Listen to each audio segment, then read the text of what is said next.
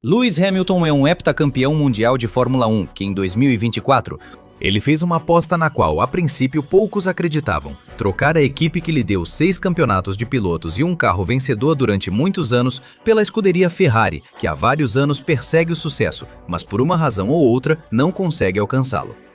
Portanto, em 2025, Hamilton passou a ser piloto da escuderia do cavalinho rampante, mas sua temporada foi extremamente desastrosa, sendo amplamente superado por Leclerc, sem ritmo e com resultados fracos. E essa foi a única temporada de toda a sua carreira na Fórmula 1 em que ele não conseguiu subir ao pódio, nem uma única vez.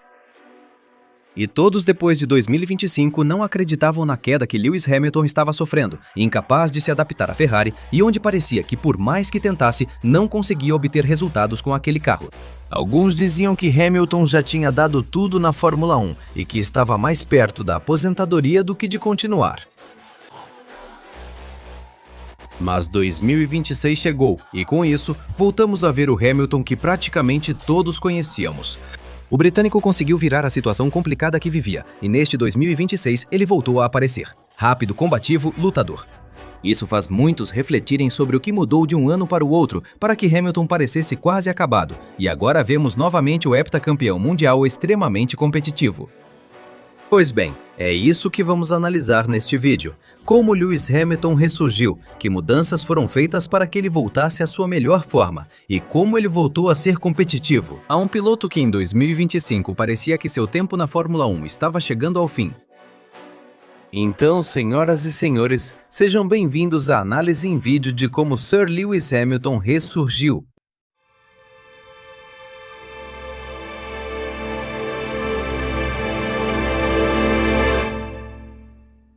É importante dar contexto antes para entender a situação do vídeo. E como muitos devem saber, Hamilton em 2024 deixou a equipe Mercedes para assinar com a escuderia do cavalinho rampante a partir de 2025, assinando um contrato multianual que garantia pelo menos 2 temporadas de Hamilton na equipe italiana, sendo uma das maiores contratações já vistas na história da Fórmula 1, uma das mais midiáticas, e por isso havia muita expectativa em torno dessa contratação, principalmente sobre como Hamilton iria se sair em 2025.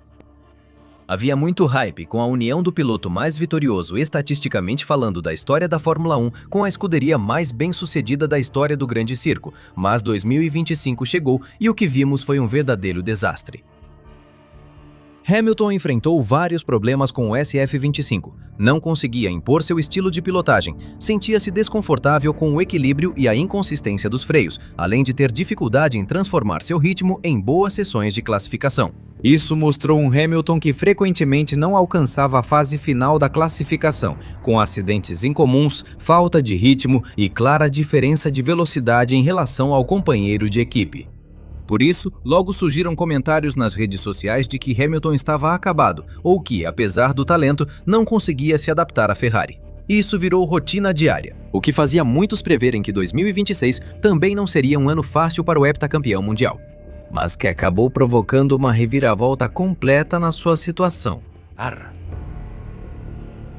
E para entender o que aconteceu, precisamos organizar os múltiplos problemas que Hamilton estava enfrentando com o SF25.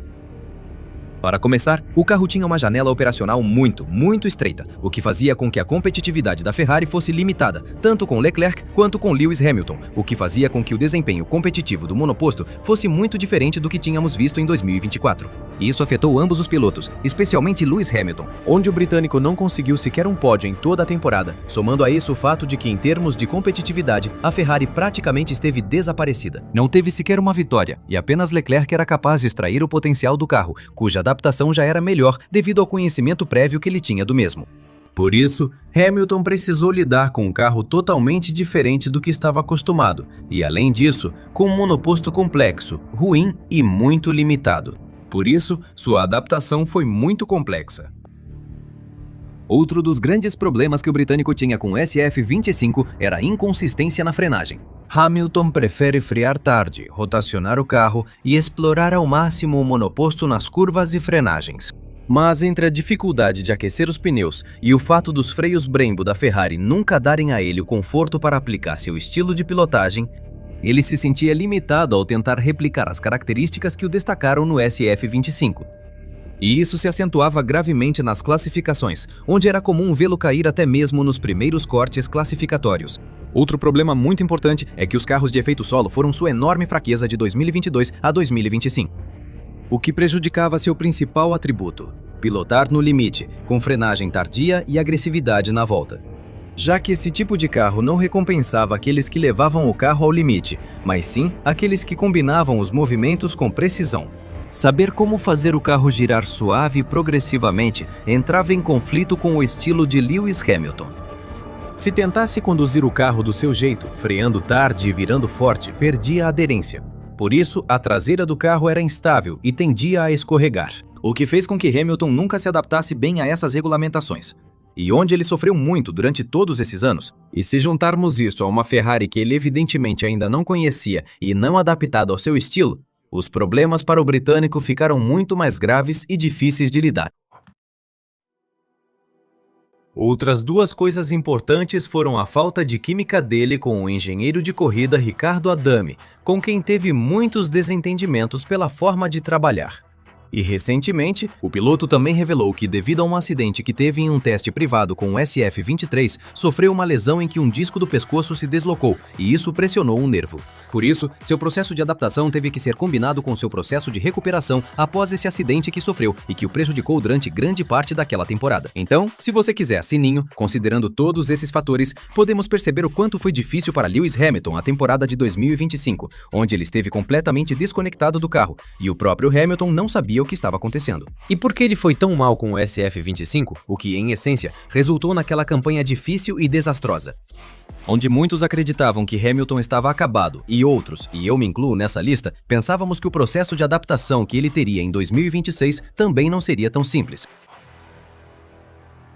Desde o início da temporada, vimos Hamilton conseguir se aproximar de Leclerc e até vencê-lo em algumas corridas. Sua transformação definitiva veio no Grande Prêmio do Canadá deste ano, quando Hamilton se mostrou mais próximo de seu melhor desempenho. Sólido, era rápido, se classificava melhor que o companheiro em várias ocasiões e parecia confortável com o carro, onde isso lhe permitia um pódio no Grande Prêmio do Canadá, repetir o feito no Grande Prêmio de Mônaco e a vitória conquistada no Grande Prêmio de Barcelona. Um fim de semana sólido, com um ritmo impressionante que lembrou sua melhor versão.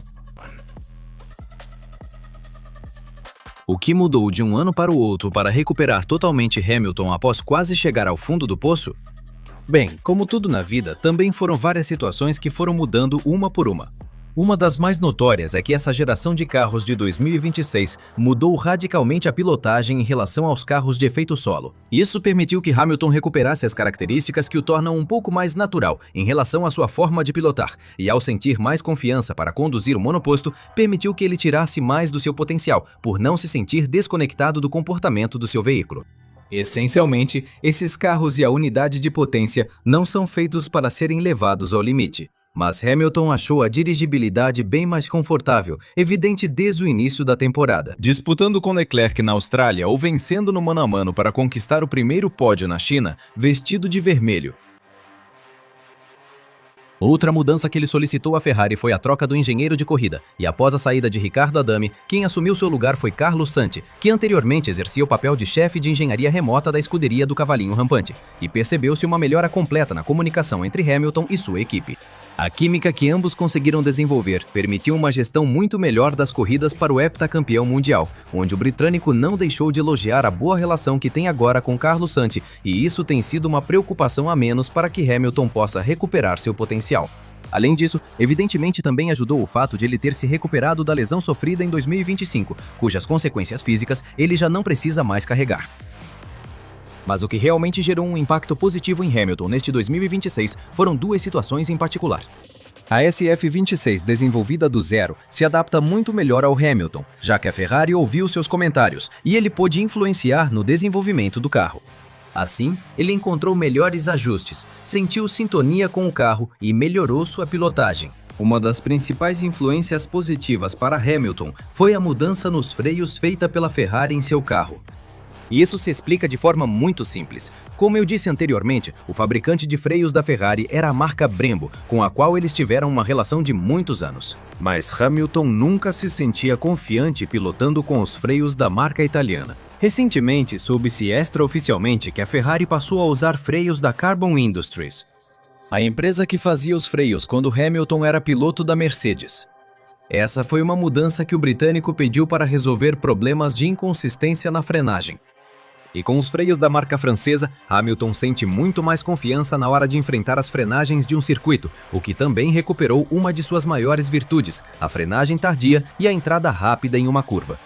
Por isso, vários fatores foram se somando e, em conjunto, trouxeram de volta pouco a pouco o Lewis Hamilton que todos conhecemos.